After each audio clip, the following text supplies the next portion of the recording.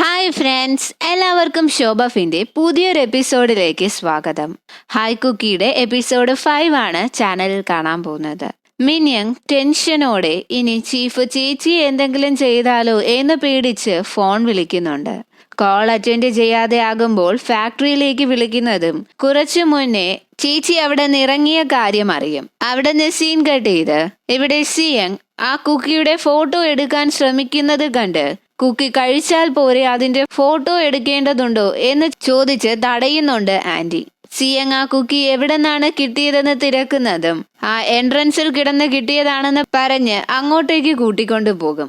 ആ same time ഇവിടെ Chen മിന്യങ്ങിനോട് സംസാരിക്കുന്നതിനായി അവളെ കൂട്ടിക്കൊണ്ടു പോകുന്നുണ്ട്. ഓഫീസർ മരിച്ച കാര്യം അറിഞ്ഞിരുന്നോ എന്ന് ചെൻ തിരക്കുന്നതും അറിഞ്ഞില്ലെന്ന മറുപടിയാണ് കൊടുക്കുന്നത്. ഓഫീസറിനെ ഞാനാണ് ഹോസ്പിറ്റലിൽ അഡ്മിറ്റ് ചെയ്തതെന്ന് സാറ് പറയുന്നതും അത് വല്ലാത്തൊരു കോയിൻസിഡൻസ് ആയി പോയല്ലോ, ആ വഴി സാറ് വരാനും അദ്ദേഹത്തെ ഹോസ്പിറ്റലിൽ അഡ്മിറ്റ് ആക്കാനും എന്ന് പറയുന്നത് കേട്ട് അതൊരു കോയിൻസിഡൻസ് ഒന്നും അല്ലെന്ന് പറഞ്ഞ് അയാള് ഒരു ID കാർഡ് കാണിച്ചു കൊടുക്കുന്നത് കണ്ട് മിന്യങ് ഒന്ന് ഞെട്ടുന്നുണ്ട്.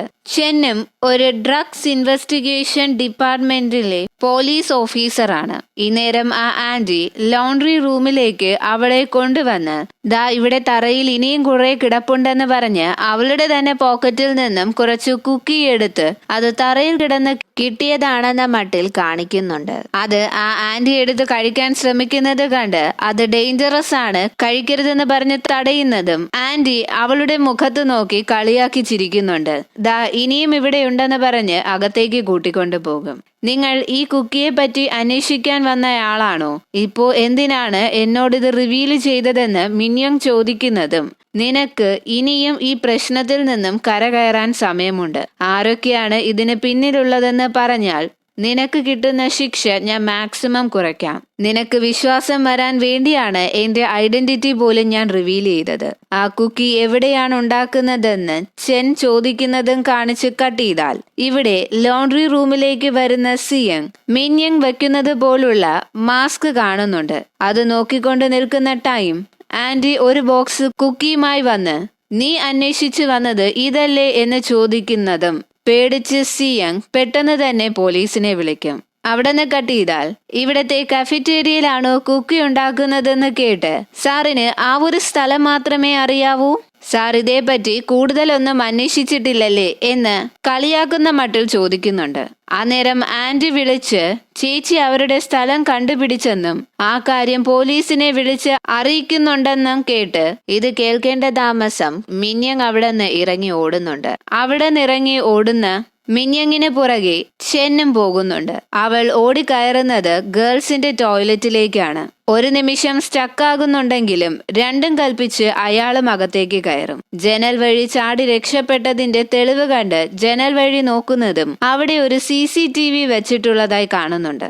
സിയങ് ഇതേ ടൈം മിന്യങ് അവരുടെ സ്റ്റാഫ് ആണെന്നറിഞ്ഞ് ഷോക്കിലാണ്. എന്തേ പോലീസിനെ വിളിക്കുന്നില്ലേ എന്ന് ആന്റി കളിയാക്കുന്നതും ഞാൻ മിന്യങ് വരട്ടെ, എനിക്ക് അവളോട് കുറച്ച് ചോദിച്ചറിയാനുണ്ട്, ഇതിന്റെ സത്യാവസ്ഥ അറിഞ്ഞിട്ട് ഞാൻ പോലീസിനെ വിളിക്കാം. ഇത് കേൾക്കുന്നതും ആന്റി നീ ഇപ്പോഴും അവളെ വിശ്വസിക്കുന്നുണ്ടോ?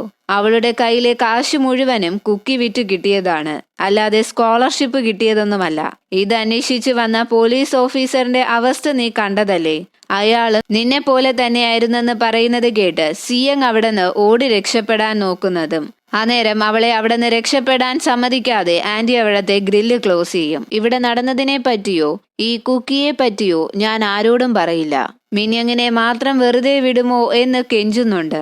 പക്ഷേ അത് എല്ലാം കേട്ട് കളിയാക്കി ചിരിക്കുകയാണ് ആന്റി. നിന്റെ അനിയത്തിയും ഇത് കഴിച്ചിട്ടുണ്ട്. അന്നേരം അവളുടെ ആ പാട് അവൾക്ക് മാറുന്നതായി തോന്നും. കുറച്ചു നേരമെങ്കിലും അവളുടെ സങ്കടങ്ങളിൽ നിന്നും ഒരു റിലീഫ് കിട്ടുന്നത് ഈ കുക്കി കാരണമല്ലേ. അവൾ അതെല്ലാം ഓവർകം ചെയ്തതാണ്. അവൾ ഈ കുക്കിയുടെ ആവശ്യമില്ലെന്ന് പറയുന്നത് കേട്ട് ആ മുഖത്തെ പാട് ജീവിതകാലം മുഴുവനും അവിടെ തന്നെ കാണുമല്ലോ. ഇത് കേട്ട് ദേഷ്യം വരുന്ന സിയങ് ആന്റിയുടെ കുത്തിന് പിടിക്കുന്ന ടൈമാണ് മിന്യങ് അങ്ങോട്ടേക്ക് വരുന്നത്. സിയങ് ഒന്നും സംഭവിക്കാത്തതുപോലെ അവളോട്, നീ അല്ലല്ലോ ഇതൊന്നും ചെയ്തത്, നിനക്കിതിൽ പങ്കില്ലെന്ന് പറ. ഹായൂൺ അല്ലേ നിനക്ക് ആ കുക്കി തന്നത്? നീ പറഞ്ഞില്ലെങ്കിലും എനിക്ക് മനസ്സിലാകും നീ അല്ല അത് ചെയ്തതെന്ന്. ഞാൻ പോലീസിനെ വിളിക്കാൻ പോവുകയാണ്. അതിനു മുൻപ് നീ പറ നീ അല്ലെന്ന് എന്നിങ്ങനെ അവളെ കൊണ്ട് പറയിപ്പിക്കാൻ ശ്രമിക്കുന്നുണ്ട്. പക്ഷെ അവൾ ഒന്നും പറയാത്തത് കണ്ട് ദേഷ്യം വരുന്ന അവൾ മിന്യങ്ങിനോട് ഒത്തിരി ദേഷ്യപ്പെട്ട് സംസാരിക്കുന്നതും അവൾ സിയങ്ങിനോടുള്ള ദേഷ്യം മനസ്സിൽ വെച്ച്, ഞാനാണ് കുക്കി ഉണ്ടാക്കിയത്, ഇതുമായി ബന്ധപ്പെട്ട് എന്ത് പ്രശ്നം വന്നാലും ഞാൻ ഏറ്റെടുത്തോളാം എന്ന് മിന്യങ് പറയുന്നുണ്ട്. നീ എന്നോടുള്ള ദേഷ്യം കൊണ്ടല്ലേ ഇങ്ങനെ ചെയ്യുന്നത്? ഈ മുഖത്ത് പാടുവരാൻ ഞാനാണോ കാരണം? നീ എന്ത് സെൽഫിഷ് ആണെന്ന് പറഞ്ഞ് അവള് ഡ്രസ്സ് അഴിക്കുന്നതും അവളുടെ ശരീരം മുഴുവനും പൊള്ളിയതിന്റെയും മുറിഞ്ഞതിന്റെയും പാടുകൾ കാണാം. നീ അന്ന് ഒരു ദിവസമല്ലേ അനുഭവിച്ചിട്ടുള്ളൂ, ഞാൻ എത്ര ദിവസം അനുഭവിച്ചിട്ടുണ്ട്? അതിന്റെയൊക്കെ കാരണം നീയാണെന്ന് ഞാൻ എപ്പോഴെങ്കിലും പറഞ്ഞിട്ടുണ്ടോ?